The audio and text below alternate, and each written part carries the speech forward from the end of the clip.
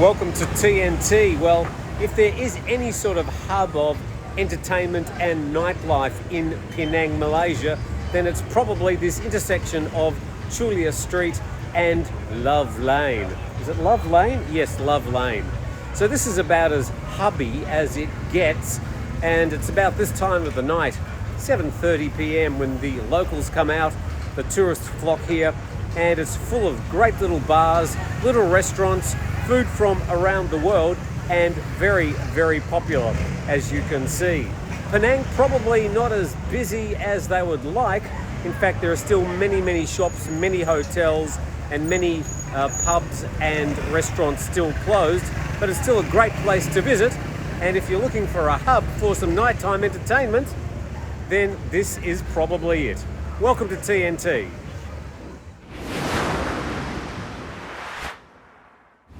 Hi, welcome to TNT. It's Wednesday, and once again in Penang, and once again at, there it is, Gravy Baby, which have very kindly allowed me to yak to you.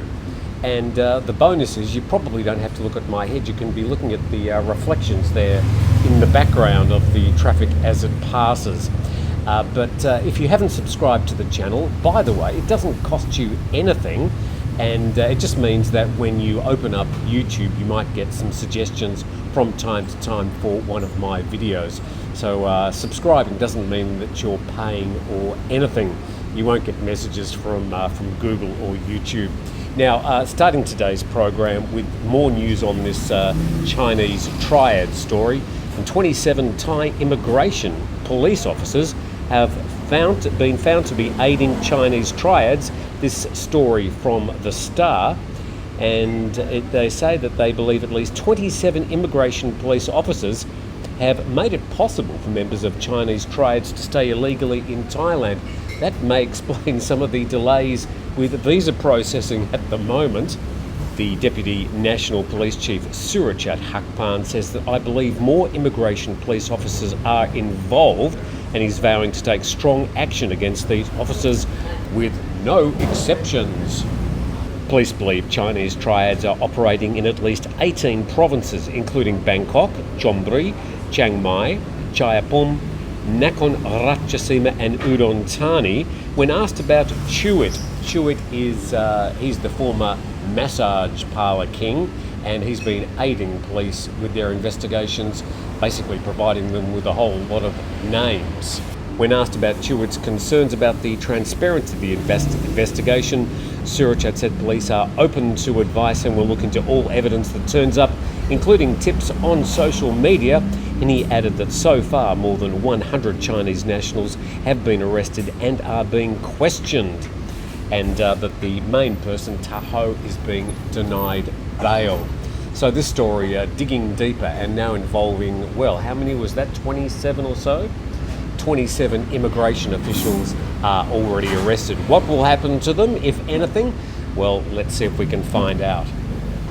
So to our next story, this one from Nikkei Asia, and it's titled Chinese Underworld Floods to Thailand Myanmar River Border, Macau Squeeze. That's saying that the casinos are not all open back in Macau, and the possible or alleged money laundering that used to happen there, and the new gambling and trafficking hubs akin to penal colonies. So this alludes to an area up in the far northwest of Thailand on the Myanmar border. And this article is very, very detailed from Nikkei Asia. I put a link in the description. If you use more than 2 of their articles a month, you'll have to subscribe. But if you haven't opened Nikkei Asia before, you'll be able to read this article in full. It's very, very detailed, but I'm going to gloss over it because I think there's a lot being said in this article. Now, I'll get all these pronunciations wrong, but let's just barge through this. The Moi River Shwe Koko Yatai New City has been conceived as a fantastic $15 billion city for the future. Developments well underway in Myanmar's malarial and strife-torn Karen state, where ethnic Karen forces continue a grinding insurgency with bogus Belt and Road Initiative credentials. So Belt and Road is basically the foreign policy for China, Chinese investment to overseas countries. So this is sort of coming under generally the banner of Belt and Road investment. And Shui Koko has been billed as Myanmar's Silicon Valley and a key way station along a maritime Silk Road, part of a land bridge between the Indian Ocean and the South China Sea. And the reality is much darker. Shui Koko is known as a criminal hub used for online gambling, scamming and human trafficking. These are major allegations being made by Nikkei Asia, and why I'd suggest that you do read the story in full if you get the chance. The writer saying it's far from the only such development raising red flags. More crime zones immediately began springing up southward along the shallow, winding Moi River, which at the driest time of the year can be crossed on foot. At the bottom there, it's calling it a lawless area, branded a growing threat to global security. Where exactly is this area? Let's have a look. This is the article from Nikkei Asia and the map, and it's showing Mae Sot, the Thai province in the northwest of Thailand there. And this is where all this alleged criminal behaviour is starting to build. A Shui Koko Yatai's flagship development is in the vicinity of Khor Mora, where the Karen National Liberation Army's Battalion 101 was based until 1994. Today the stretch of border is controlled by a Karen breakaway group. And one of the people quoted saying, telecoms and electricity should be cut off to the criminals and their casinos and scams dotted along the border. They can't run them otherwise. And we would also recommend investigating how access was arranged in the first place. So a lot in this article, and I would recommend that you read it if you get a chance. So that's from Nikkei Asia, and an excellent article about perhaps some of these Chinese triads not only trying to move into Thailand, but into some of these rather lawless border regions between Thailand and Myanmar.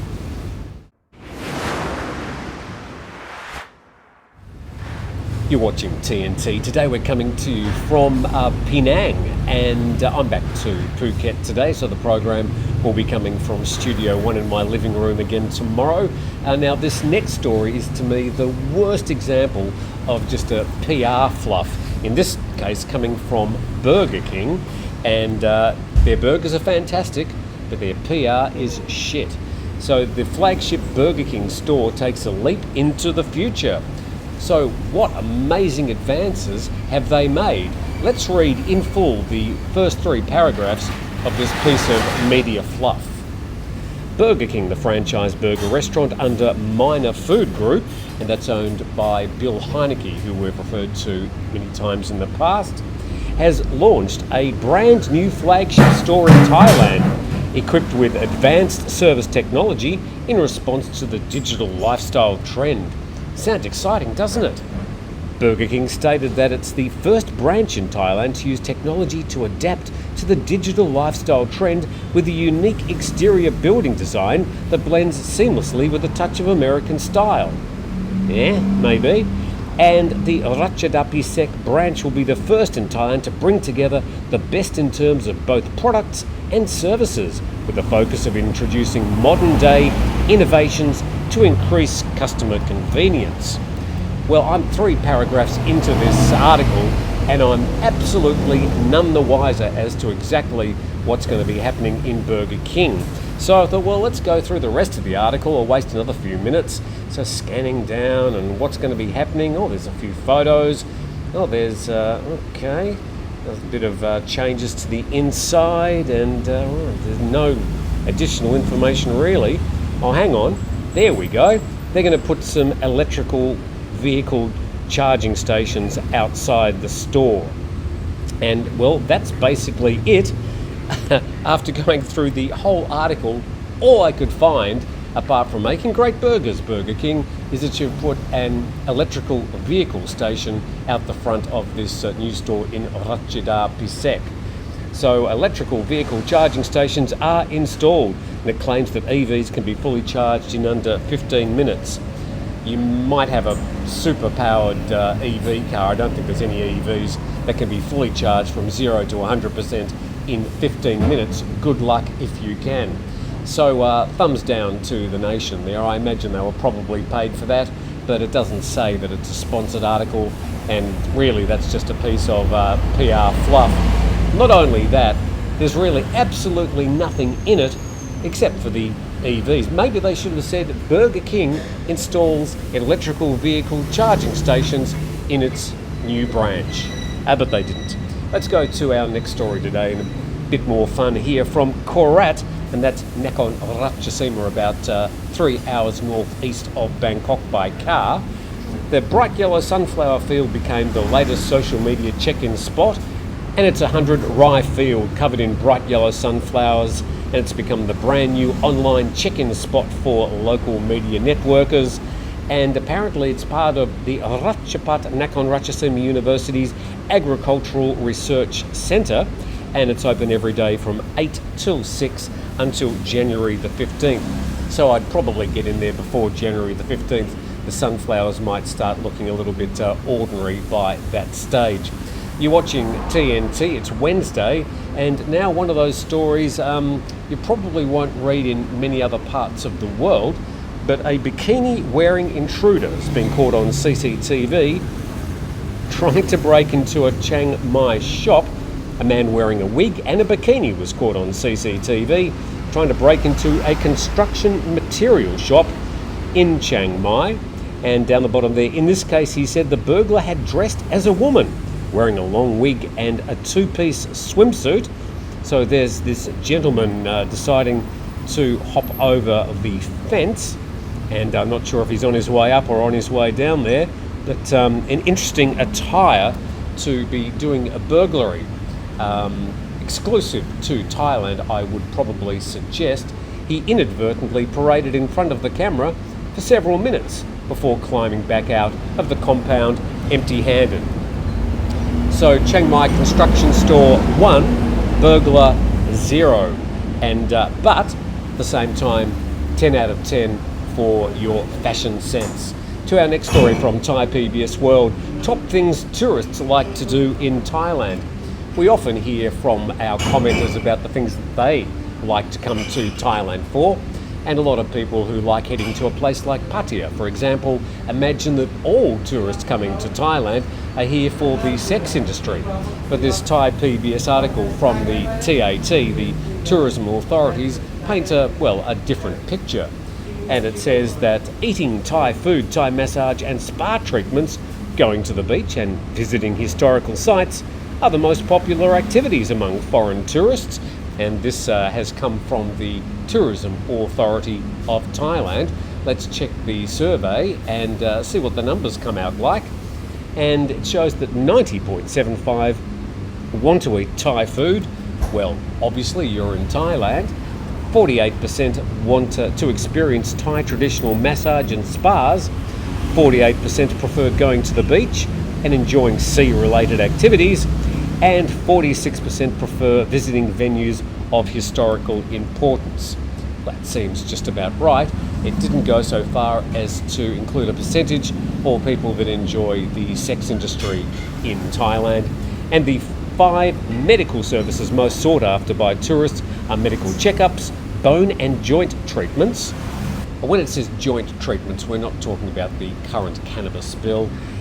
Treatments related to heart and vascular diseases, metabolic and dental treatments. And the Public Health Minister, Anutin Charnvirakul, says that after COVID-19, medical tourism is a means of generating revenue for the country and transforming Thailand into a regional medical hub. We do love our hubs in Thailand. Another story from Thai PBS World today, and Thai police break up a major online gambling and World Cup betting network. Who would have thought that during the World Cup, Thais would be gambling?